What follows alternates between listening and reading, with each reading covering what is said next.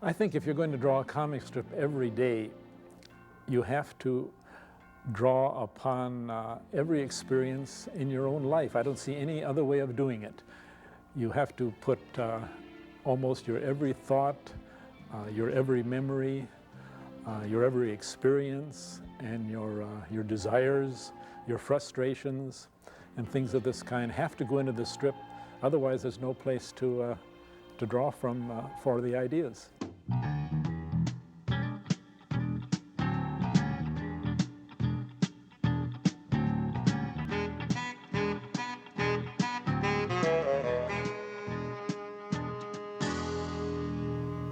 The story for Bon Voyage came from Sparky reminiscing about being in France during the war. Schulz's experience in World War II in France were very important to him.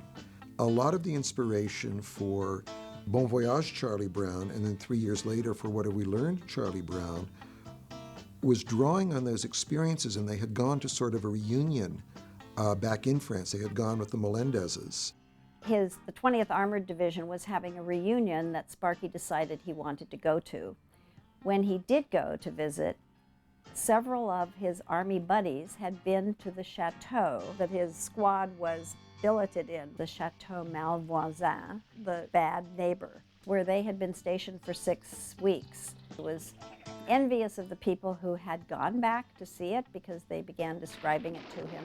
And he decided he wanted to go. And he went through all the towns that he had gone through during the war. And it was quite a nostalgic trip, as you can imagine. Here's Morville. You girls get off. Linus and I go on to Le Huron and the Chateau de la Malvoisin. La Huron, Chuck. The chateau. The chateau of the bad neighbor. We drove down this little road across a little creek, and as we started doing that, Sparky remembered. He said, "Oh, I remember this. I remember the creek." And there on the right was the chateau with grass 3 feet high outside and in the courtyard with big walled gates, and we were afraid we would never get in. But we were able to open one of the gates and get in, and Sparky saw the sort of animal sheds that were made out of the wall. And he said, "This is where we slept and I slept right there." Look for a sign that says Le Huron. It should be only 4 or 5 kilometers. And the little village, the little crossroads village, was exactly the way it had been. There was a little cafe where he had drunk root beer and played foosball. And he didn't speak French, but the same proprietor was still running the cafe. And he said something about, "I was ici during la guerre." And the man said, "I was here during la guerre." And at one point he saw the foosball machine and said something about, this was ici during la guerre. And the man said, "No, no, no, no, no. In the war, it was over there." But the cafe was still there, the man was still there. So then we went back a year later. The chateau had been cleaned up. Somebody was living in it. This little cafe had been turned into 2 apartments. So it was all different. And what I said was it was as though it had waited for us for 30 years. And then once Sparky had seen it and had that back to his memories there, then it could go on and go back on. I think that's what suddenly came to his mind, that we should do something with the children going overseas, with the characters going overseas. And that's where the whole Bon Voyage idea came into being. And they would discover the things that he had found so charming about France. And of course, Snoopy trying to be the chauffeur and drive the little deux chevaux, and all the funny things that happened with the kids on the way. I think he saw that as just a way of reliving and retelling this story that had meant a lot to him, but he was telling it through the kids' eyes. Guess what? I've been selected to leave town. I guess I'm going to Europe. If you want to come along, maybe you'd better start thinking about what you'd like to take. Bon Voyage, Charlie Brown was the 4th film in the Peanuts franchise, which is really amazing because there really were no other animated feature film franchises in the United States. So this was really a major portion of what was hitting theaters in terms of new animated features. It was the days before the computer was being used for animation. It was all handmade, 10,000 cells just for a half-hour special. And there was a different atmosphere about it than there is today, obviously. It's a very time-consuming process. And now today everything is done on the computer, and it makes certain things possible, but you also lose some of the feeling and perhaps the charm that those earlier films had. There was a great dedication by the artists, the background people, the ink and painters to that. And sometimes we'd even make mistakes. It used to drive Bill Melendez crazy. We just left it all in, partly out of rushing and partly because we just, didn't know any better. But those imperfections give it a certain quality. A fine mess you've gotten us in, Chuck. The jump from the specials to the four features is an enormously challenging one. Which is why we had to have a big landscape for the movies. And that's why Bon Voyage, Charlie Brown, worked to our advantage, because we had many countries to go to and a lot of new situations to develop. Something we weren't sure about, whether it would sustain for that time, for a feature length. Because animation is difficult to look at for a long time, because everything's in focus. So there's no soft focus. It's tiring on the eye to watch it. So suddenly you've got more space to fill, and how do you find a way to fill it without making it feel, once again, too detailed, that the characters don't fit in there, or too flat, or too plain? How dimensional can it be if you're doing something like having the characters on a river raft? Chuck, you've taken the wrong turn. How do you keep the feel of a river moving and moving through the dimensions, again, without it feeling too much like you're trying to be as elaborate as Disney or as a live action film, but it also can't be so minimal that it won't hold your attention on the big screen. So again, very fine lines to walk. We were very, very fortunate to do 2 films for Paramount. First was Race for Your Life, Charlie Brown. The second one was Bon Voyage, Charlie Brown. On Race for Your Life, it was kind of funny because Mr. Schultz wanted to do something about a boat race down the river. And I said, well, then for research, we're going to have to go down the Rogue River on rafts for 2 or 3 days. And he said, well, it rains a lot up. I said, don't worry, we will find the perfect time. And so naturally, we went down the Rogue River and it rained the entire 3 days. We were soaked. But it gave us a wonderful insight into going down the rapids, and the whole Race for Your Life, Charlie Brown, came out of that. You can't take all this stuff with you. You're going to have to leave some of it behind. Well, Bon Voyage, Charlie Brown, and the Paramount-released Peanuts films as a whole were larger than what had come before. If you think about the previous 2 films, the first one was about a competition. It was about a spelling bee. And the second one was about traveling. It was about Snoopy going to visit his old owner.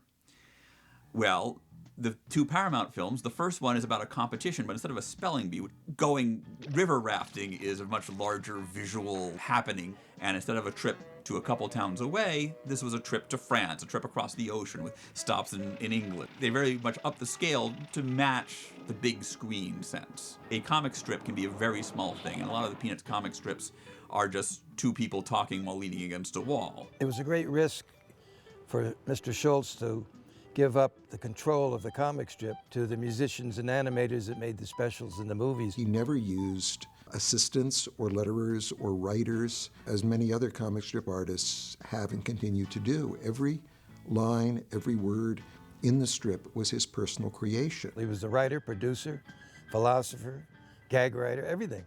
And now all of a sudden he had to turn it over to other people over the years. And the reason it worked is because of he liked and trusted Bill Melendez. Sparky knew that Bill really worked hard to make the characters look the way they looked in the comic strip, make the animation match the comic strip. And Bill was the perfect person to do this because, first of all, he didn't want to cartoon it up and make it fancy. He wanted just to take the characters and move them off the page and animate them, keep it simple. Maybe make the backgrounds a little more complex, but just to keep the simpleness of the drawings. That was key. And other people have said that Melendez was one person who could make a suggestion that he would consider seriously and might accept. That anyone else would suggest something for the script or even for the strip, he would say, yeah, that's a good idea, and that would be it. But Melendez he trusted and would listen to in a way that he didn't others. But still, it was a tremendous challenge to move Charlie Brown from the comic strip to animation. My dad took, he looked at all of the characters with a great deal of affection because it was a challenge to make them move. I remember him telling me that if you did a kind of a standard animator's walk that's usually about 12 frames per step. But these kids are on 6 frame cycle because you cannot put that many drawings there. But it took Bill a long time to work that out. He had to work out how to make these characters move and how to turn them. Qui est-ce qui va conduire? You want to know who's going to drive the car. The characters all are different shapes. When they're looking at you, they're one shape, and when they look in profile, they're a totally different shape. And what we had to do was be able to get from that round kind of shape into this oval shape and do that. What he did was he took the front view and just moved all the features across the face and made the ears go slightly and then bam, popped to the other shape. And you don't notice it. Certainly there were challenges. As Bill pointed out, Charlie Brown can't touch the top of his head. His arms are too short. So that if you want a kid to scratch the top of his head, he has to go like this and do it behind there. So because otherwise the arm gets really long and thin. And you can't do that. The only character you can fool around with is Snoopy. He can be rubbery and Woodstock when he came along. He was careful to keep things generally parallel to the picture plane where the characters worked.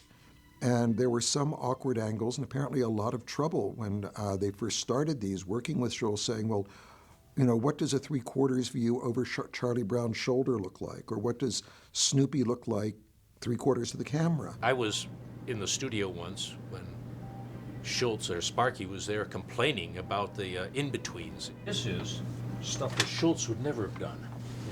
I'll sit there and I'll do something in blue, and then I'll go over and clean it up in black. And then somebody would trace over that on acetate, put the details in. But also, you can just see that I've changed the shape slightly on here. So Bill put a stack like that of drawings in front of him. So we'll go through there and just take out the drawings that are good and the drawings that are bad. So he did that, and so he had that many good drawings and that many bad drawings. And so Bill said, now, show me how you would draw those. He said, oh, I would never draw them like that. And then the penny dropped. He said, okay, look, I won't make cartoon films if you don't do comic strips. And that was it. This is what my dad was so good at. I'm not, but I did that. Sparky just trusted Bill to do it, and they spent a lot of time together. This is my dad's desk. He had it built specially for himself. And he had this from, I guess, the time we were in Beverly Boulevard. So this was back in '64, until now. And he was a great animator. He could, all by himself, he could keep 2 assistant animators working, and exhaust them. One of the challenges in designing for the specials and the films was that you had to preserve that bounding line. These are characters that we're used to seeing as an ink line, and there's a long tradition in animation of, characters are defined by lines and then they're flat areas of color. So that certainly fit in with Scholl's aesthetic and with the look of the comic strip. But then what's the environment they live in? A lot of that was Dean Spilly. It was his palette, his eye for color and detail in the backgrounds. And he studied, of course, Sparky's drawings, so he would put in some detail, but he never outlined like the trees or anything like that, whereas Sparky would draw every leaf. We never did. We got rid of those. And that gave the depth, because you had these hard characters right in front and the soft background. And so it was almost like shooting on multiplane. It was out of soft focus. Now where does he think he's going? Where are you going? We can't leave you here. Wimbledon? Good grief. Snoopy was the character who had to make the most changes between the strip and the screen, because Snoopy in the strip he doesn't actually speak, but we can read his thoughts. One of the things we were able to do in the movies was to expand a lot on Snoopy and all the things he could do, from bus driving to whatever came to our mind, and that was very helpful. When Snoopy goes from the comic strip, where we can see his thoughts, to animation, we lose something. But in animation, we pick up something in action which I cannot draw in the comic strip. For instance, Snoopy going to Wimbledon. Mr. Schultz loved to play tennis, and that was a big thrill for us to be able to do that scene. Much, if not all, of the really memorable animation of Snoopy in particular in the Peanuts films and specials was done by an artist named Bill Littlejohn. Littlejohn was one of the world's great animators, and he was very, very inventive. The tennis game in Bon Voyage, Charlie Brown, or Snoopy getting sort of drunk drinking root beer in the little cafe is all Littlejohn. Bill would say, well, here they're going to have a fight and it's going to be this long. And then Littlejohn would just invent what happened. And so they would set up these little silent bits where he could just kind of show off, bring the character to life, delight all the Snoopy fans, and fill the screen with just this character who's so alive and whose feelings you understand so vividly.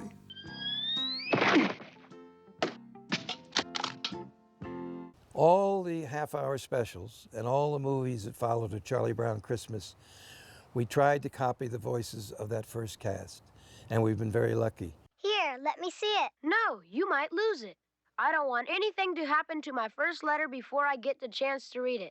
Charlie Brown always had to be a good actor, but he also had a blah voice. That's Scotland we're flying over, the way I figure it. We should be landing in London within the hour. Linus always had to have that innocence and lisp to him. But all the pacing is similar in all the 50 specials and the 4 movies. There's a similarity to it that we were lucky to retain over the 38 years. Traditionally, adults have not appeared in Peanuts. You don't see them, you don't hear them. Because there were no adults in the comic strip. But we came up with a good idea, Vince Guaraldi did, of having a trombone do the offstage voices. But then when we went to Bon Voyage, Charlie Brown, we really needed to, experiment with some adults. Where to, Governor? Blimey, it's a bit dicey understanding these Yanks. And once again, Charles Schultz never stood pat. Even if we were successful in not using adults, it was worth the risk of trying to use adults, and it worked out very well. The cheddar and pickle sandwich is rather top-o. What be your pleasure, mate? What did he say? Perhaps I should have studied English, not French. I think each feature film was so different, and this one stands out in my mind because it was from our experience, and the funny things with the car and the funny things with Snoopy and the bus, all of those things Sparky actually either saw in France or ran into people who were doing them. I think there's something with a big baguette, all the things that he thought were funny and charming and delightful in France. He piled into that. Mr. Schultz dealt with timeless themes, and they're just as exciting and important today as they were 50 years ago. But it's the characters and the way he wrote them and his concept. That's what makes them work, and that's what makes them last. They're the same. We just put them in a different context. There's always new kids growing up and discovering Peanuts. There's always Peanuts material to be seen on TV and in the papers. And because of that, they have a certain evergreen quality. Good stories and good adaptations of them don't age, and that's particularly true of animation, which has a special power to cross time and physical and cultural boundaries. That's the magic of it. That's why they're so endearing. That's why they keep going. So it's and so we were just lucky to fall into it. I have the feeling, I'm not sure, that ours were the first animated characters who ever talked to each other. Most animated shows, as most television shows, the people do not really converse. They feed each other gag lines and punch lines, and I despise that sort of thing. And our animated characters were the only ones who would actually talk to each other. and respond and have a conversation rather than just feeding each other a line so that we could have a punchline.